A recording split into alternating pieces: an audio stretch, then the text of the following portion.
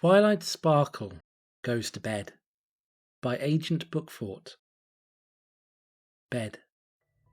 The thought hung in Twilight's head, refusing to rid itself to make room for more important matters, such as her recent study on the ceremonial rituals of griffins during the month of August.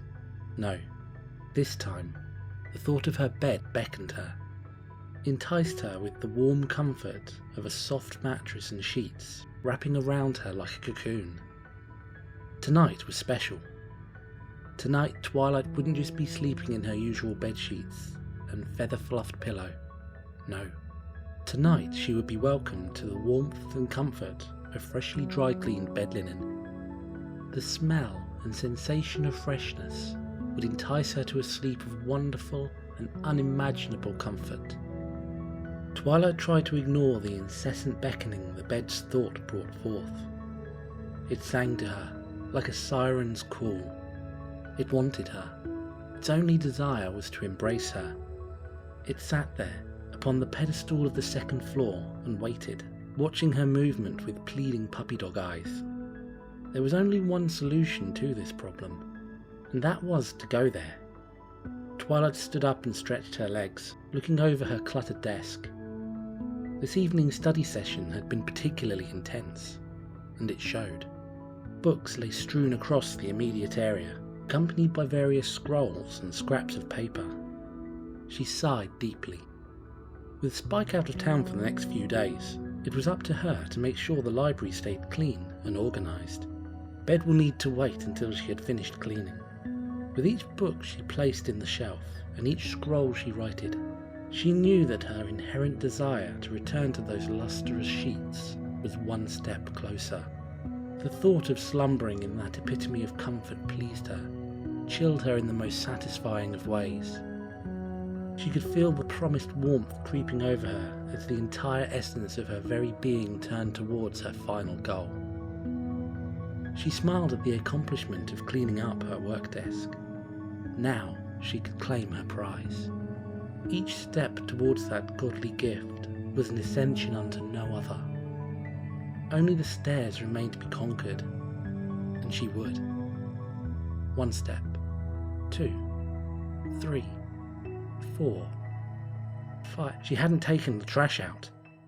Twilight sighed deeply, a feeling of emptiness growing inside as her prize slipped out of her grasp. She trotted down the stairs and into the kitchen, tying up the plastic garbage bag with force. It groaned in protest as the knot tightened to its extremity. Twilight frowned at the garbage, levitating it in front of her as she wandered to the front door. A lesson would need to be taught to this bag, for being so rude as to not take itself out and ultimately inconvenience her. She set it down next to the mailbox with a scowl. That'll show it. She closed the door behind her, sighing in relief. Now, there was nothing standing between her and her bed. That wonderful warmth positively glowed at the top of the stairs. The mutual desire between pony and bed filled the air, each silently calling for each other. She smiled happily as she began her trek towards the stairs again. This time, there was no stopping her. There was nothing left to do. Nothing that couldn't be completed in the morn. She hadn't fed Owlicious. Twilight cursed under her breath. It was a terrible thing to forget to feed a pet. Yet she argued to herself that having a bird that was so silent during the day made it easy to forget his very existence. That was, until he was needed. She shook her head, wandering back to the kitchen. She could feel her eyes drooping as her desire for sleep went further denied. She opened the pantry, looking around for the unopened box of Flim and Flam's owl pellets that Spike had bought before leaving for whatever business he had been assigned to. Where was it? She could swear the damn pantry's inventory changed every time she opened the door. The owl pellets wasn't in its usual place. It was supposed to be on the second shelf, next to the salt, but not near the pepper. The pepper was supposed to be on the third shelf, so they couldn't be mixed up. On the other side of the pellets was supposed to be her favourite cereal, Celestios. Instead, there was mandarin-flavoured jam. Twilight growled under her breath as she began to systematically rearrange the pantry in the hopes that she would find what she was looking for, so she could ultimately dive under the covers of her freshly cleaned sheets.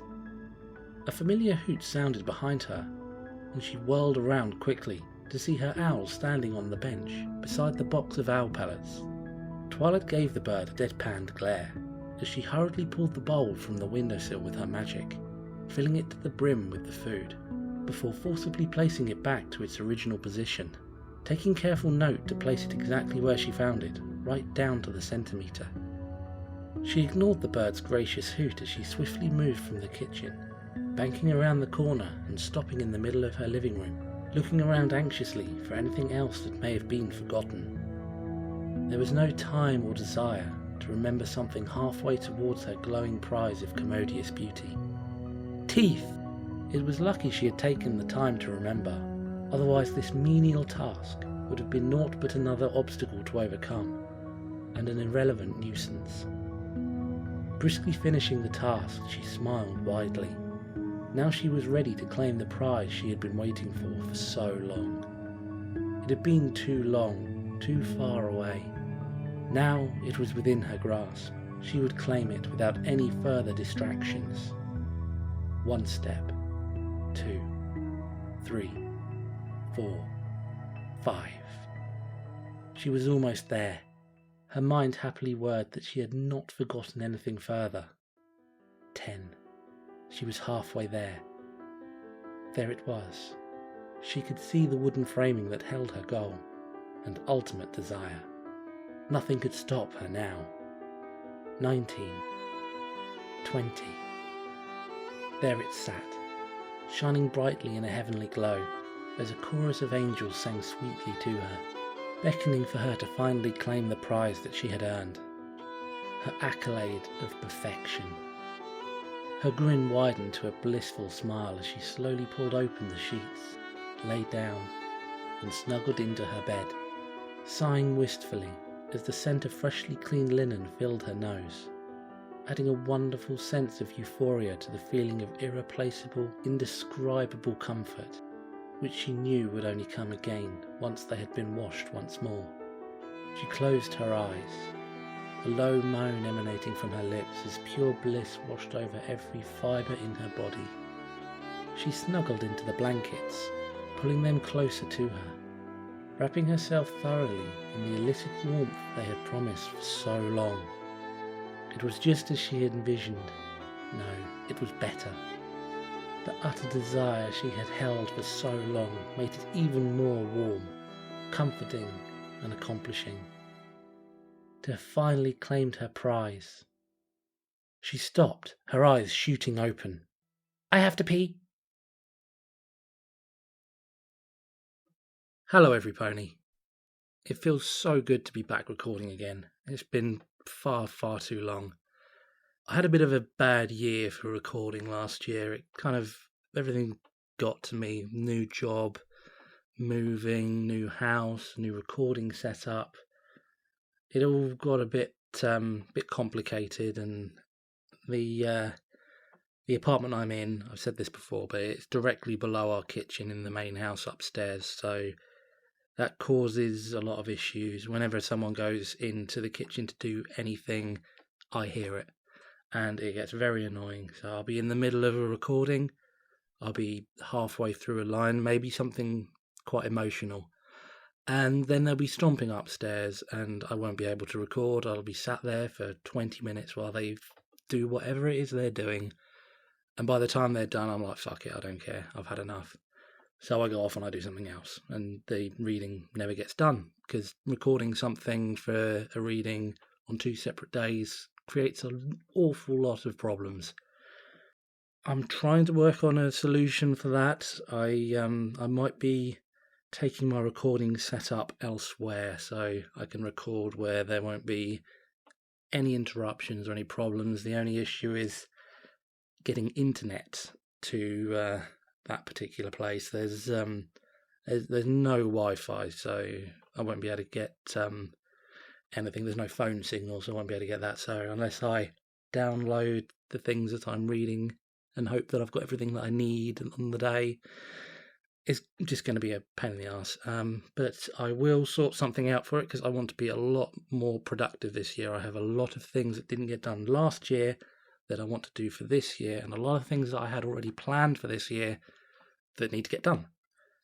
And I want to carry on with this. A few people are a bit worried about the last video I uploaded was kind of a joke on the noise that was being made upstairs. I don't know if you saw it, but it was poorly titled, and a few people thought I was giving up, but I'm not.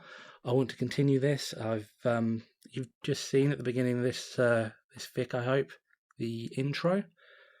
I commissioned that along with another one very similar to kind of set the mood for the reading. So you hear the music and you see the clip and you sit down and you enjoy the story. That's the plan. So I commissioned that from Adam the Amazing, who you may or may not know. He is a very popular and very talented source filmmaker animator. And he opened up commissions a while ago, and I jumped all over it. I said, I have a few things I'd like commissioned. Have my money, because I know whatever you're going to do. Here we go. Someone in the kitchen.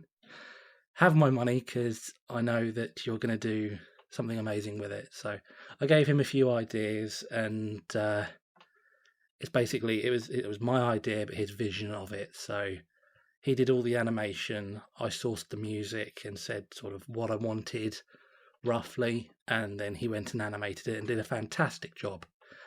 So I really hope you all like it, because I intend for that intro. I have 2 of them. I have that one and I have another one very similar. That intro is going to be on anything that is sort of the comedy or uplifting or slice of life, things that aren't clop. And then I have another one that is going to be for anything that is a clop reading. It's not going to have any nudity, or well, I suppose it is because it's a pony, but and they're always naked. But it's not anatomically correct. It's the same model. So that one's going to be for the clop reading, so you'll know what you're going to be getting. And I do have a third one that I hope is going to be coming soon for a different style of video that I'm going to be doing. With any luck, that will be... I don't want to give a date for it because I'll fuck it up and it'll be a lot later, but I'm aiming for the end of March. I want to start doing those. I may tease them out a little bit later when I get the actual intro. I might do a little bit of a teaser for that. But yeah, saying that, I've had a second video that was supposed to go up immediately after this one with the second intro on it, but through the magic of me being completely fucking useless, I think I forgot to save it.